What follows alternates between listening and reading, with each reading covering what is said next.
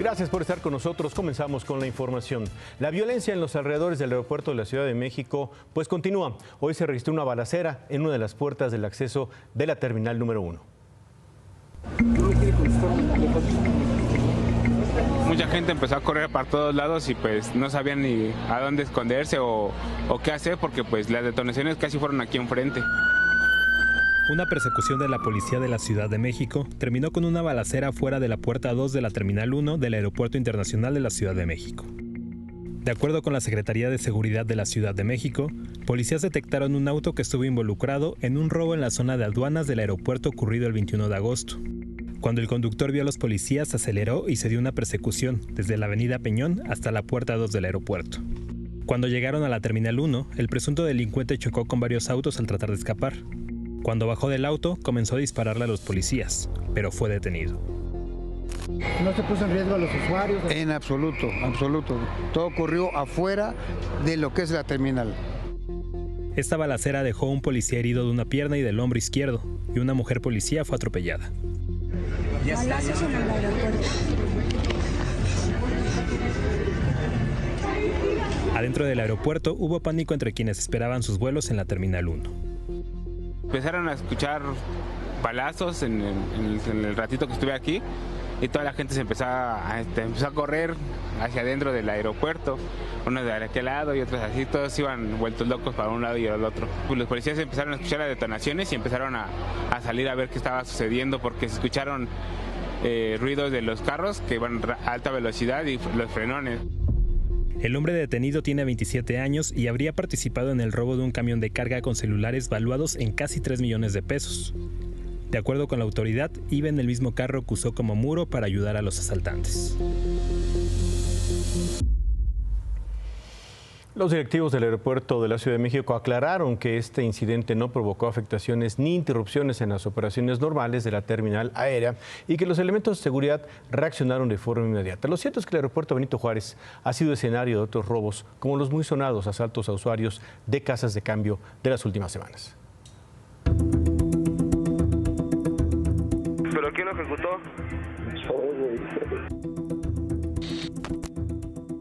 Son las 10:32 de la mañana del 19 de agosto y faltan 2.947 segundos para que Ketan Shan pierda la vida de 11 tiros disparados por este muchacho formado al final de la cola que se le ha prendido en el Aeropuerto Internacional de la Ciudad de México desde una casa de cambio. Va por los $10,000 que el indio acaba de cambiar. A las 10:51, Ketan y su acompañante, también de nacionalidad india, dan la peor vuelta de sus vidas y giran hacia el pasillo de casas cambiarias de la puerta E1, donde un ojo los vigila a distancia. El resto de la banda es advertida de que 2 asiáticos saldrán de la Terminal 1 con $10,000. Al ser una cámara con proyección exterior por medio de Wi-Fi, tanto el usuario de esa cámara y una persona que quiera hackearla, que son muy fáciles de hackear, lo puede hacer y lo puede ver en remoto control distancia. Tenemos alrededor de 4 casas de cambio que están en las mayores incidencias de este tipo de asaltos.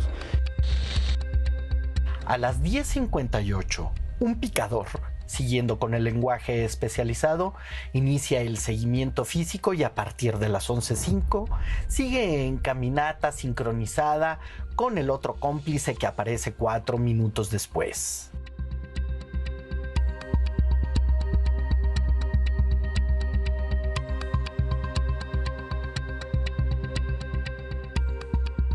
Las bandas de asaltantes han convertido la dispersión de las 60 casas de cambio del largo corredor de la Terminal 1 en el túnel de un matadero de corderos.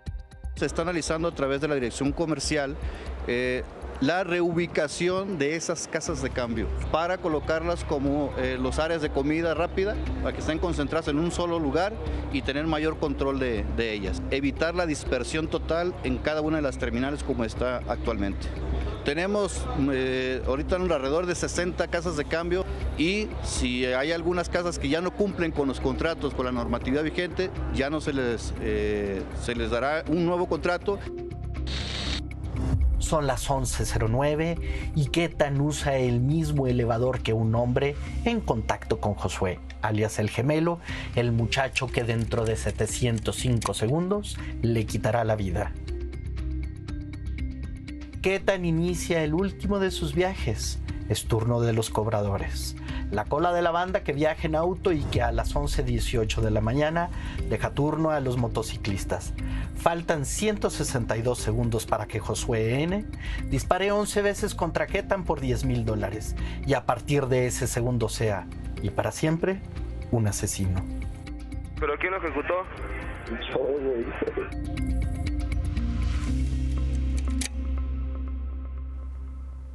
Y así se dio ese robo y ese asesinato que derivó en robo. Esta madrugada aparecieron en Tijuana 3 mantas con mensajes en contra del cantante Peso Pluma. El cantante de corridos tumbados tiene programada una presentación dentro de un mes, el 14 de octubre, precisamente en Tijuana. Los mensajes firmados supuestamente por el Cártel Jalisco Nueva Generación le advierten a Peso Pluma que se abstenga de presentarse o hacer la última de sus presentaciones. ¿Por qué? Por irrespetuoso y por lengua suelta. Ya hay un detenido que se encontraba en el lugar donde aparecieron las mantas durante esta madrugada, en tanto que la alcaldesa de Tijuana, Montserrat Caballero, dijo que aún se analiza si se realiza el concierto o no. Sabemos que los cantantes, como el señor, el jovencito, está muy jovencito, Peso Pluma, hacen apología del delito. Entonces hay ciertos grupos que se molestan y lamentablemente quienes sufren las consecuencias son los ciudadanos al querer asistir a estos conciertos y tener un riesgo. En los próximos días vamos a determinar si el concierto sigue adelante o no. Hay tiempo para pensarlo y sustentar la decisión. El delegado de la Fiscalía General de la República en el estado de Guerrero, Fernando García Fernández, fue asesinado esta mañana al salir de su domicilio en Chilpancingo. Ya lo esperaban sus homicidas, quienes dispararon contra su vehículo y al perder el control se estrelló en contra de un portón de su casa. Ahí los agresores lo bajaron del vehículo y le volvieron a disparar a quemarropa. No traía escoltas, tampoco traía vehículo blindado. Cosa medio inentendible en la zona, en el estado, en la circunstancia, y siendo el personaje que era, su camioneta tenía por lo menos 20 impactos de bala. Y sobre este asesinato, la Fiscalía de la República informó que ya se encuentran en Guerrero equipos especiales de elementos de inteligencia, de investigación para esclarecer el asesinato, precisamente del señor Fernando García, quien tenía 5 años en el cargo. Se desconoce si había recibido algún tipo de amenaza y por el momento la Fiscalía del Estado de Guerrero está a cargo de la investigación, pero como sucede en estos casos se va a declinar competencia en beneficio o en favor de la General de la República. Este crimen no es un hecho aislado. Ya dábamos cuenta anoche de otro asesinato de alto impacto, el de Víctor Manuel Salas, quien fuera fiscal regional de la zona de Tierra Caliente en Guerrero. Lo acribillaron 50 balazos el sábado pasado en Coyuca de Catalán. Llevaba 2 días en el cargo apenas y se ha señalado a la familia michoacana precisamente como la autora de este asesinato, del sábado. En este mismo municipio, el 21 de agosto, fue secuestrada, posteriormente liberada, la titular de la agencia del Ministerio Público, Patricia Jacqueline Salgado. Y el 3 de agosto también fue sacado de su casa en Acapulco y asesinado el agente del Ministerio Público de la Fiscalía Estatal, Jenner Tomás Olea. Abandonaron su cuerpo en una vía que conecta con la autopista del Sol, solamente los últimos días en el estado de Guerrero. Por la mañana hablamos con el doctor Dwight Dyer, director general de Estadísticas de Gobierno, Seguridad y Justicia del INEGI, sobre la encuesta nacional de victimización y percepción sobre seguridad pública 2023. Y estos son algunos datos de esta encuesta. 1 de cada 4 hogares de México tuvo al menos una víctima de delito en 2022. De acuerdo con la Encuesta Nacional de Victimización y Percepción sobre Seguridad Pública 2023 del INEGI. Esto es equivalente a 21.1 millones de víctimas mayores de 18 años. Estas cifras representan una ligera reducción comparada con 2021. La tasa de víctimas por cada 100,000 habitantes pasó de 24.207 a 22.587.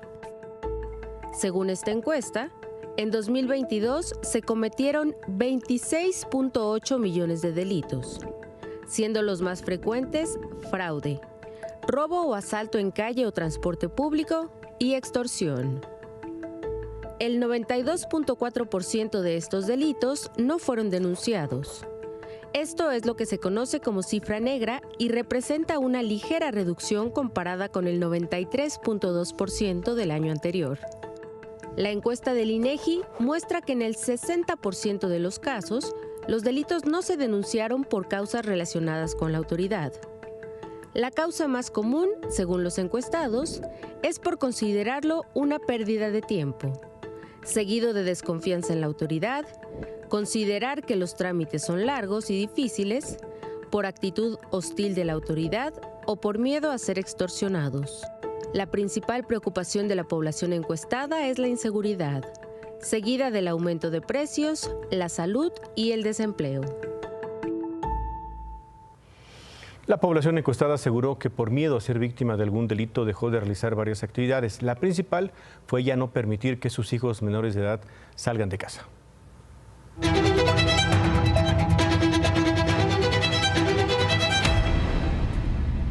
Xóchitl Gálvez presentó en el Senado un proyecto de decreto en materia de promoción de lenguas indígenas nacionales. La senadora presentó también un punto de acuerdo para exhortar al presidente y al gobernador de Sonora a brindar seguridad a las madres buscadoras en ese estado. Oiga, dice Alfonso Durazo que usted es un personaje pintoresco, folclórico y es un fake. Folclórico, pues sí, represento la cultura de los pueblos, eso quiere decir folclórica. Pintoresca, pues ojalá su candidata tuviera algo de pintoresca. Y fake, pues fake su política de seguridad en el gobierno federal, esa sí fue fake. Y fake el trabajo que está haciendo en Sonora, donde por cierto acaban de ser pues atentadas o como se le llame a Ceci Flores, madre buscadora. Entonces, en lugar de andar aquí perdiendo el tiempo, mejor que se ponga a trabajar en Sonora, es lo que yo le diría, nada más. Claudia Sheinbaum no tuvo actividades públicas, pero compartió varios mensajes en su cuenta de Twitter. Uno de ellos para informar sobre una reunión que tuvo con el presidente de Morena, Mario Delgado, el representante de Morena ante el INE, Eurípides Flores, y la señora Sheinbaum escribió que la reunión fue para definir las fechas y acciones para la coordinación de los comités de la Cuarta Transformación y las tareas que fueron aprobadas en el Consejo Nacional de Morena. Hace unas horas compartió una fotografía y anunció que nombró a Adán Augusto López como coordinador político y a Ricardo Monreal como coordinador de organización y enlace territorial. Mario Delgado habló en conferencia de prensa sobre el proceso de selección de candidato, pues precisamente de candidatos de Morena. Detalló cómo se realizó la encuesta, habló sobre la gira de Claudia Sheinbaum, esta que inicia el domingo, y también habló de Marcelo Ebrard. No, yo no creo que sea ningún amago, él está en su derecho de hacer esta impugnación y bueno, la comisión debe dar cuenta de la misma. Entonces, lo que estamos pidiendo es, le vamos a decir a la comisión que sea muy rigurosa en la revisión de esta impugnación. ¿Hay temor de que el ex canciller se vaya del partido? No, yo espero que no. Él, de manera leal al movimiento, está recurriendo a la instancia interna en esta queja, entonces eso también hay que valorarlo por parte del canciller. Y también anunció que el lunes se va a publicar la convocatoria para los interesados en ser candidatos a alguna gubernatura y en una semana, la siguiente semana del 25 y 26 de septiembre, van a comenzar las inscripciones. Buenas noches, presentamos estas imágenes. Es el momento de la golpiza que un grupo de jóvenes le dio a otro llamado Ernesto Calderón. Esto en la noche del sábado en la isla Angelópolis, en Puebla. A través de redes sociales se identificaron a los agresores, entre ellos los gemelos Luis y Franco Romero Figueroa. Uno de ellos es quien patea en la cabeza a Ernesto y otro lo amenaza con estrellarle una botella. Los dos estudiaban en la Universidad de Anáhuac de Puebla. La institución los ha suspendido de forma indefinida. Y el TEC de Monterrey informó que entre los jóvenes que agredieron a Ernesto había alumnos de su campus en Puebla, del TEC de Monterrey, aunque no detalló cuántos, pues el TEC informó. Rechazamos de manera contundente los hechos de violencia que se presentaron el fin de semana en Puebla. Tan pronto identificamos la participación de estudiantes de este campus, el de Puebla, iniciamos procesos disciplinarios, dando como resultado la baja definitiva de estos jóvenes. Y la Fiscalía de Puebla, bueno, pues lo único que ha informado sobre esto el día de hoy, pues es una publicación para rechazar una versión que circulaba en redes sociales que denunciaba vínculos del fiscal Gilberto Higuera y del gobernador Sergio Salomón con familiares de los agresores. Es lo único que publicaron. A pesar de todos los datos que se han dado sobre los agresores, han pasado más de 72 horas desde la golpiza y aún no hay un solo detenido.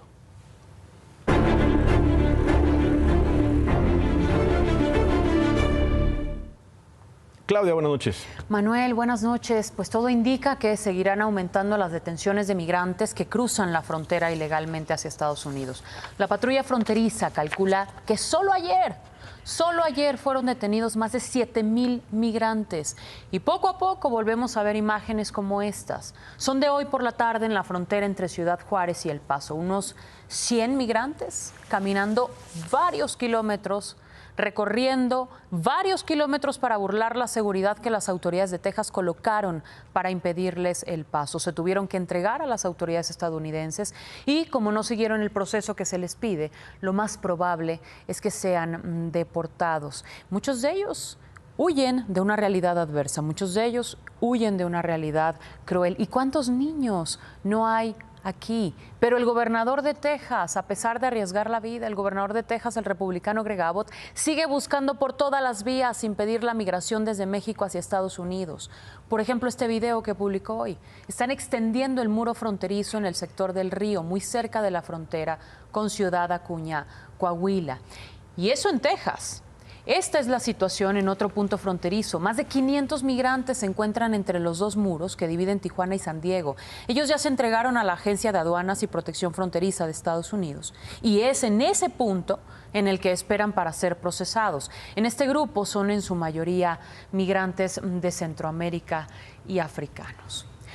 Ahora, volviendo a México, el Pleno del Senado avaló por unanimidad, con 86 votos a favor, establecer en el Código Penal Federal una sanción de hasta 18 años de cárcel a funcionarios, periodistas, youtubers o representantes de cualquier medio de comunicación que grabe, difunda, distribuya imágenes de cadáveres de mujeres, adolescentes y niños víctimas de violencia. Se estipulan multas de hasta 200,000 pesos. Tras la votación, la reforma fue turnada a la Cámara de Diputados y, en caso de aprobarse, ningún dato o imagen de las carpetas de investigación que vulnere la dignidad de las víctimas podrá hacerse pública. ¿Es eso o cárcel? Y el jueves vimos que el empresario Jan Zucarcuri fue trasladado de un penal federal en Villa Comaltitlán, Chiapas, a una prisión local en Cancún. Esto a pesar de la preocupación de decenas de organizaciones civiles que consideran que para una persona sentenciada a 94 años, como lo es Zucarcuri, en este caso por pornografía infantil y corrupción de menores, es mucho más fácil operar desde una prisión local. Hoy una de sus víctimas reclamó que no les dieron oportunidad de apelar esta resolución del magistrado Carlos Lima, que permitió su traslado.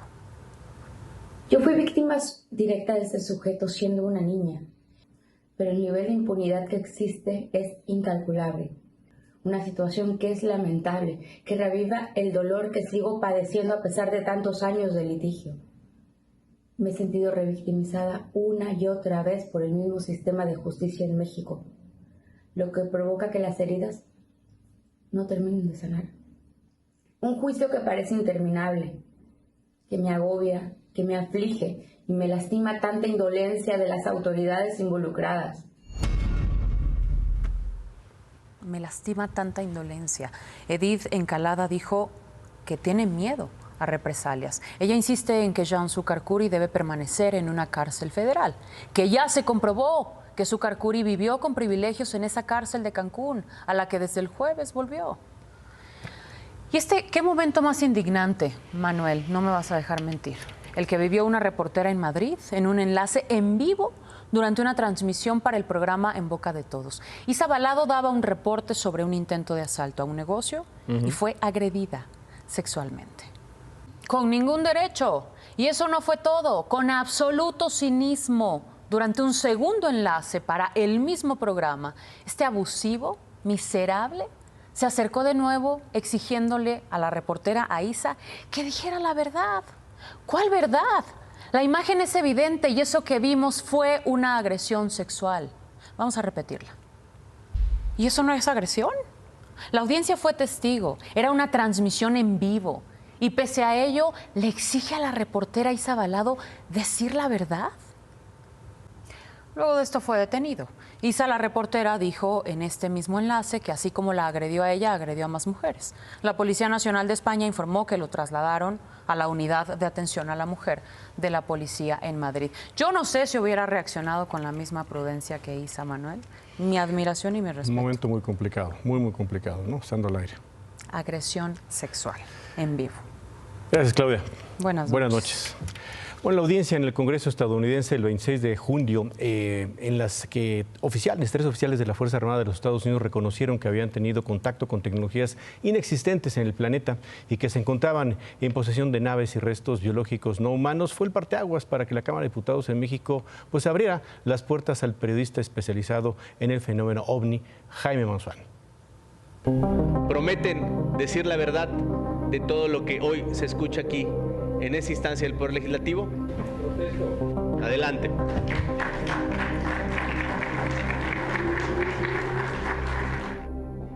Este martes fue el día de Jaime Maussan en el Congreso mexicano.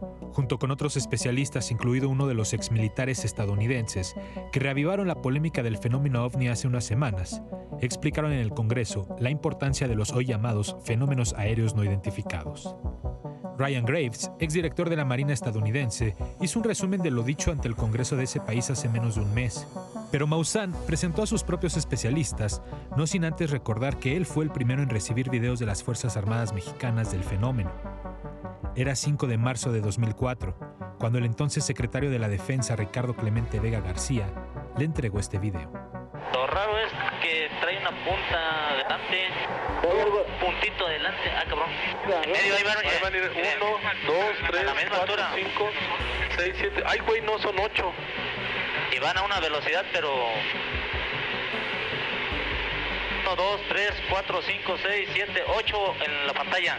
Presentó también los testimonios del fenómeno en México, como el de este controlador aéreo. En ese momento esta aeronave recibe un impacto en el tren principal en la pierna derecha, en el viraje a las pistas 5, ahí en el World Trade Center.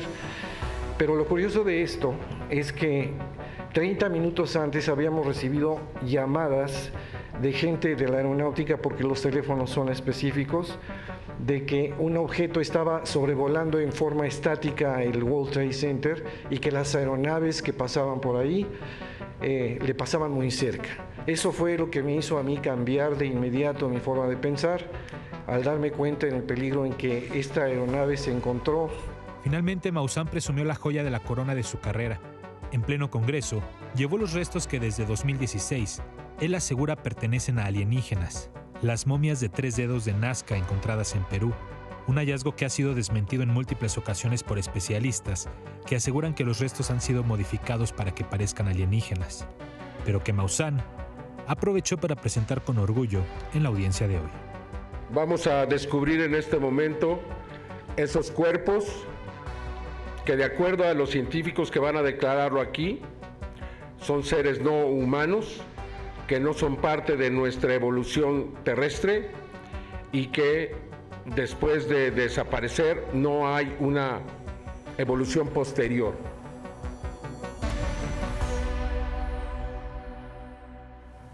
OVNIs en la Cámara de Diputados, alienígenas, ¿cómo ve?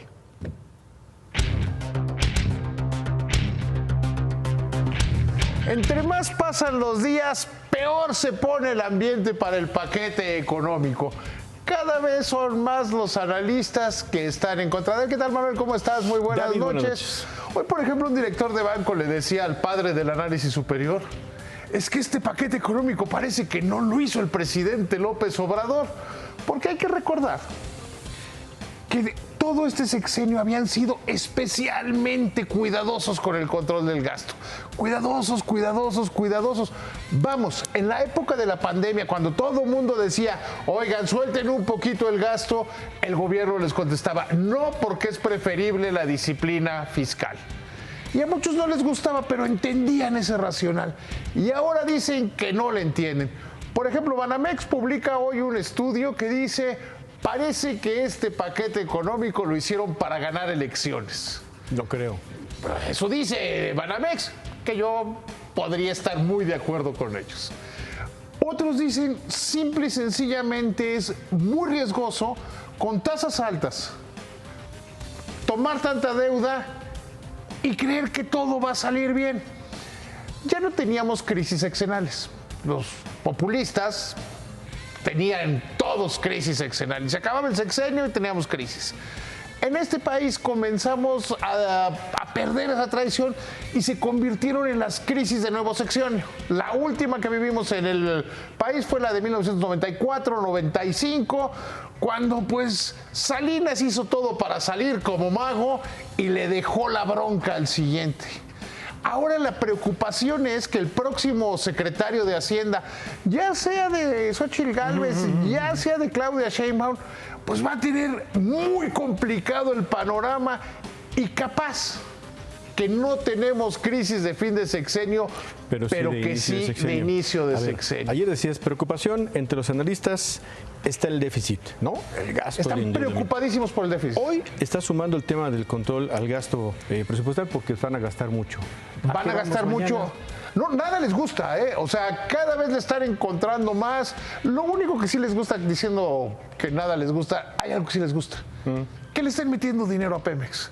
No, bueno. Por el riesgo sistémico que implica. Oye, ¿tú sigues manejando en el lado de los moderados, de los confiados? Yo creo que se le aumentó, como que aumentaras mucho los límites de crédito de tu tarjeta, que entiendo el racional ese de este es un presupuesto para 2024 y que estén pagadas las grandes obras en 2025. No entiendo mucho por qué le van a meter 100,000 millones de pesos adicionales a Dos Bocas. Se supone que ya le inauguraron como 2 veces y han dicho que va a empezar a refinar como otras 15. ¿No? Bueno. O sea, yo creo que hay que ver. Hay que ver, todavía está moderado, pero sí hace falta más explicaciones. Bueno, vamos a ver en qué va el resto de la semana. La última y te vas, David.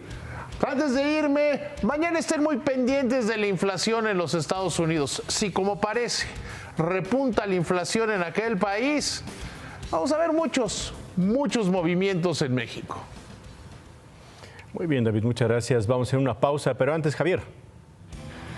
Manuel, de regreso, terminó el mole de septiembre, viene más en octubre y luego en diciembre. ¿Qué cambió?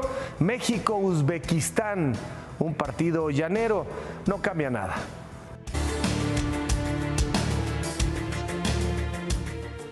Un bloqueo en el circuito exterior mexiquense a la altura del municipio de Zumpango lleva unas 9 horas provocando un severo caos vehicular. Hay afectaciones para las conexiones hacia las autopistas México-Pachuca y la México-Querétaro. Y aunque hace poco más de 1 hora reabrieron un carril en ambos sentidos del circuito exterior mexiquense, las cosas están bastante complicadas por esa zona. ¿Por qué el bloqueo? Bueno, porque pobladores y autoridades municipales de Jaltenco están protestando por un conflicto territorial con los pobladores de Zumpango. Bueno, pues con esto nos despedimos. Gracias por haber estado y esta noche se queda con ¿Qué importa? Muy buenas noches, descanse.